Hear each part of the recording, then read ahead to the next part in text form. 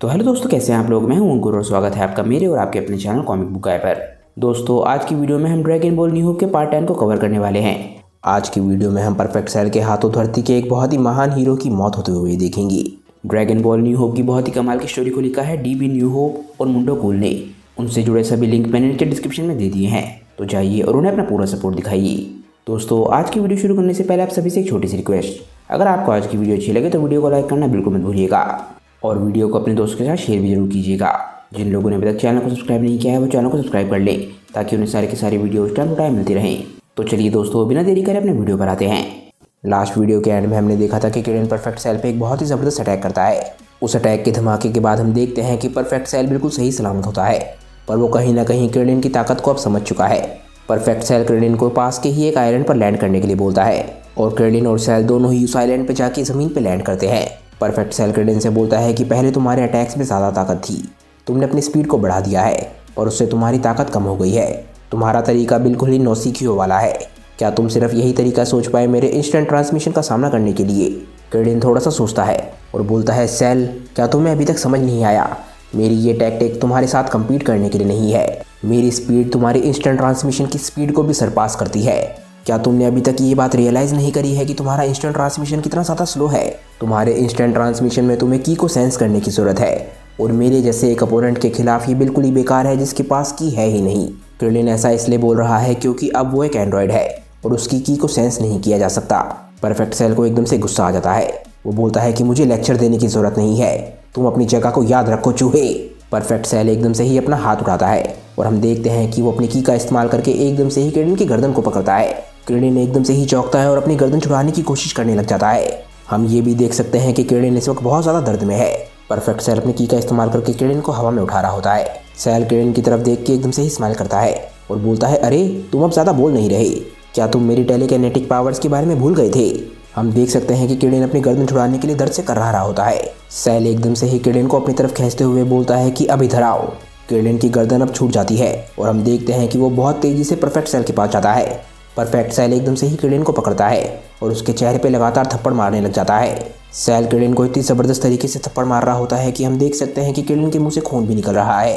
Cell बोलता है, किरण अब तुम फंस चुके हो, मैं धीरे धीरे करके तुम्हारी गर्दन को तोड़ दूंगा। सेल इसके बाद किरण की गर्दन को पकड़ता है। हम देख सकते हैं कि किरण बहुत ज़्यादा डरा हुआ है। किरण खुद को सेल से छुड़ाने की पूरी कोशिश कर रहा होता है, पर ऐसा लगने लग जाता है कि किरण कामयाब नहीं होने वाला। किरण अपने आप को छुड़ाने की पूरी कोशिश कर रहा होता है और परफेक्ट सेल बोलता है कि कोशिश करने की ज़रूरत नहीं है क्योंकि तुम मुझसे छूट नहीं पाओगी। पर किरण के चेहरे पे एकदम से स्माइल आ जाती है।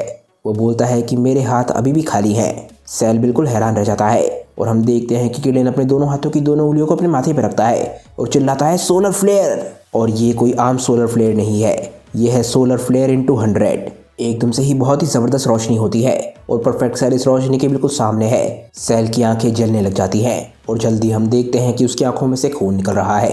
वो दर्द से कराहते हुए बोलता है, मेरी आंखें। सेल दर्द से कराहते हुए बोलता है कि वो कोई आम सोलर फ्लेयर नहीं था, मेरी आंखें पूरी तरीके से जल चुकी हैं। पर तुम्हारा ये अटैक भी फेलियर था किरण, तुम्हारी मौत की कीमत और ज़्यादा बढ़ गई है। पर हम परफेक्ट सेल के पीछे किरण को देखते हैं। किरण जरा सा भी घबरा नहीं रहा होता। हम देखते हैं कि उसका हाथ ऊपर की तरफ होता है। हम देखते हैं कि किरण ने अपने हाथ में एक बहुत ही बड़ी की स्वॉर्ड बना रखी है और ये चीज़ देख के परफेक्ट सेल भी बहुत ज़्यादा डर जाता है। किरण इसके बाद एकदम से ही चिल्लाता है और हम देखते हैं कि वो परफेक्ट सेल को बीच में से काट देता है। किरण का ये अटैक इतना खतरनाक था कि हम देख सकते हैं कि सिर्फ परफेक्ट सेल ही नहीं है जो कि बीच में से कटा है, बल्कि ये पूरा का पूरा आइलैंड और समुद्र का भी एक बहुत बड़ा हिस्सा बीच में से कट चुका है। हम इसके बाद परफेक्ट सेल को देखते हैं। परफेक्ट सेल बीच में से परफेक्टली 2 हिस्सों में कट चुका है और उसके चेहरे के दोनों हिस्से ही समझ नहीं पा रहे होते कि किरण उनके साथ ऐसा कैसे कर सकता है। किरण परफेक्ट सेल को बीच में से काट कर खुश नहीं होता। हम देखते हैं कि एकदम से ही वो अपने हाथों को मिलाता है और एक और बहुत ही ताकतवर अटैक बनाने लग जाता है। सेल समझ चुका है कि उसके साथ जल्द ही कुछ बहुत ही बुरा होने वाला है। हम देखते हैं कि किरण अपना बहुत ही पावरफुल अटैक सेल पे शूट करता है और बोलता है, सेल अब तुम मरो। सेल के चेहरे पे सिर्फ शौक नजर आ रहा होता है और हम देख सकते हैं कि किरण के इस अटैक की चपेट में सेल के शरीर के दोनों हिस्से आ चुके हैं। किरण अपने इस अटैक से सेल के शरीर के दोनों हिस्सों को तबाह कर रहा है और हम देखते हैं कि सेल दर्द से कराहता है और चिल्लाने लग जाता है। उसके शरीर के टुकड़े टुकड़े हो जाते हैं। किरण का ये अटैक कोई छोटा मोटा अटैक नहीं होता।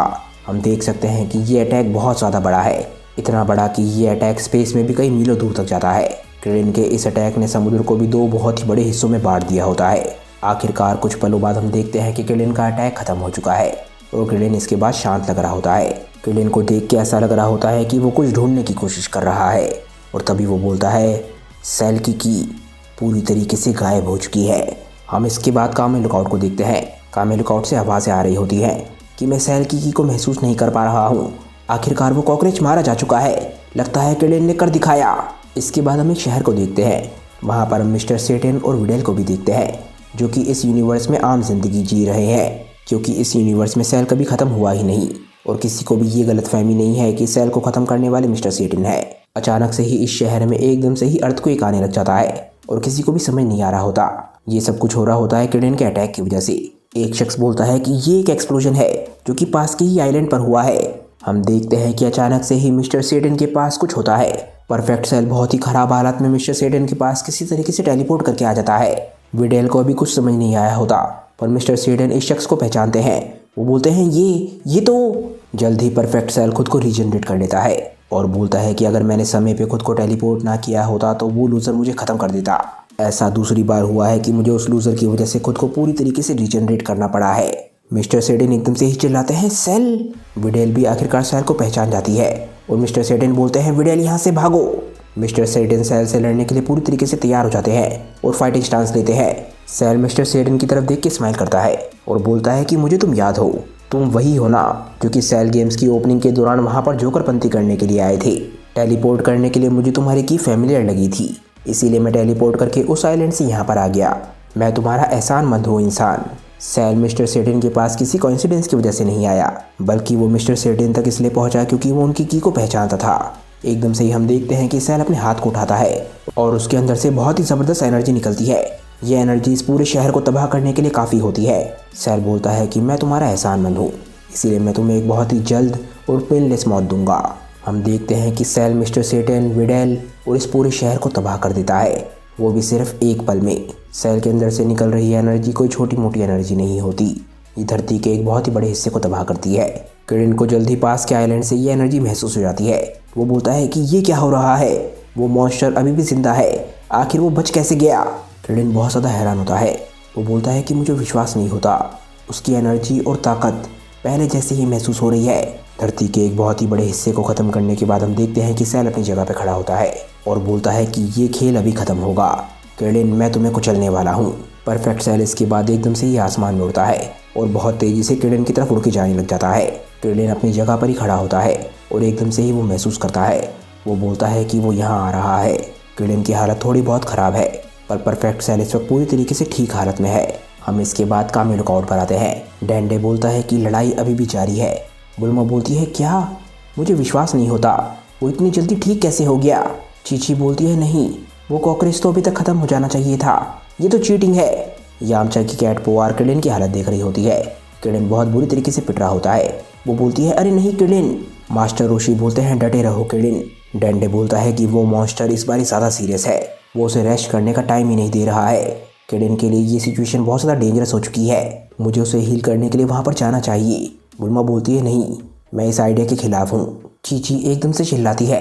वो बोलती है कि समय आ गया है ड्रैगन बॉल्स का इस्तेमाल करने का, ताकि गोकू और गोहान को वापस बुलाया जा सके सेल को ख़त्म करने के लिए। जैसे कि तुमने कहा, हालात बहुत ज़्यादा ख़राब हो चुके हैं। सेल ने ये बात ऑलरेडी क्लियर कर दी है कि इस बारी वो धरती को तबाह करने के लिए यहाँ पर आया है। मास्टर रोशी बोलते हैं चीची बहुत हो गया, हम लोग ड्रैगन बॉल्स पे बहुत ज़्यादा रिलाई करते हैं। इस बारी क्रेन और गोटेन की बारी है धरती की रक्षा करने के लिए। हमारे मरे हुए दोस्तों की अब इसमें कोई जिम्मेदारी नहीं है। तभी एकदम से अंदर से आवाज़ आती है, ग्रैंडपा रोशी सही बोल रहे हैं। सभी लोग एकदम से ही ये आवाज़ सुन के बिल्कुल हैरान रह जाते हैं। ये आवाज़ बोलती है कि हमें ड्रैगन बॉल्स का इस्तेमाल करने की ज़रूरत नहीं है, मैं यहाँ आ चुका हूँ। हम देखते हैं कि ये है धरती के सबसे बड़े हीरो यानी कि गोकू का बेटा गोटेन, जो कि आखिरकार अपनी ट्रेनिंग पूरी करने के बाद टाइम चेंबर से बाहर आ चुका है। देखना अब ये है कि गोटेन क्रेन की मदद कैसे करता है और क्या वो सेल को हरा पाएगा या नहीं, वो हम जानेंगे आगे आने वाले चैप्टर्स में।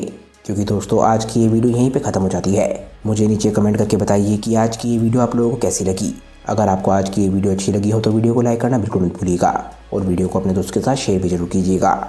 जिन लोगों ने अभी तक चैनल को सब्सक्राइब नहीं किया है वो चैनल को सब्सक्राइब कर ले, ताकि उन्हें सारी की सारी वीडियोज़ टाइम टू टाइम मिलती रहे। तो चलिए दोस्तों आज की वीडियो के लिए बस इतना ही। मैं मिलता हूँ आप लोगों को अपनी नेक्स्ट वीडियो के साथ। तब तक के लिए बाय दोस्तों और थैंक्स फॉर वॉचिंग।